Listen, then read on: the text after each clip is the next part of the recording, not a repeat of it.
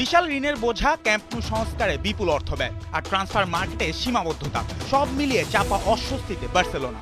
ফলে নতুন মৌসুমের আগেই আর্থিক ভারসাম্য রক্ষায় ব্যস্ত হয়ে পড়েছে কাতালান বোর্ড। এই পরিস্থিতি সামাল দিতে বার্সেলোনা কর্তৃপক্ষ এবার পরিকল্পনা করছে বিদেশে 2টি প্রীতি ম্যাচ আয়োজনে। লক্ষ্য একটাই, ব্যালেন্স শিটে স্বস্তি ফেরানো। স্প্যানিশ দৈনিক মুন্দো দেপোর্তিভে জানিয়েছে, ডিসেম্বরের 21 বা 22 তারিখে ভিয়ারিয়ালের বিপক্ষে শেষ লিগ ম্যাচের পর একটি প্রীতি ম্যাচ খেলার পরিকল্পনা করছে বার্সেলোনা। শুরুতে গুঞ্জন ছিল ম্যাচটি হতে পারে পেরুর লিমায়, যেখানে আয় সম্ভাব্য 7 থেকে 8 মিলিয়ন ইউরো। কিন্তু লিমা সফর মানে দীর্ঘ ফ্লাইট, ক্লান্তি আর ক্রিসমাস বিরতির আগে বিশ্রামের সময় কমে যাওয়া। তাই এখন কাতালান বোর্ডের নজর মরক্কোর দিকে। কাসাব্লাঙ্কা থেকে পাওয়া প্রস্তাবটি শুধু অর্থ নয়, সময়ের দিক থেকেও লাভজনক, যেখানে 24 ঘন্টার মধ্যেই সম্ভব হবে সফর শেষ করা।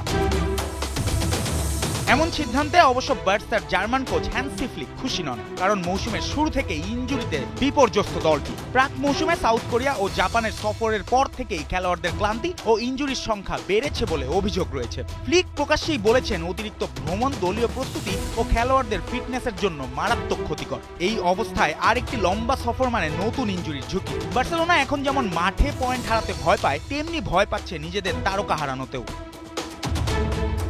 বার্সেলোনার এই সিদ্ধান্ত ঘিরে তাই প্রশ্ন একটাই, কোনটা অগ্রাধিকার? ব্যালেন্স শিটে লাভ নাকি মাঠে সুস্থতা খেলোয়াড়দের? একদিকে অর্থনৈতিক বাস্তবতা, অন্যদিকে কোচ ও মেডিকেল টিমের সংখ্যা। তবুও বোর্ডের লক্ষ্য পরিষ্কার, বার্সা ব্র্যান্ড বিশ্বজুড়ে ছড়িয়ে দিতে যতটা সম্ভব আয়ের পথ খুলে দেওয়া। জুবায়ের নূর, ৭১।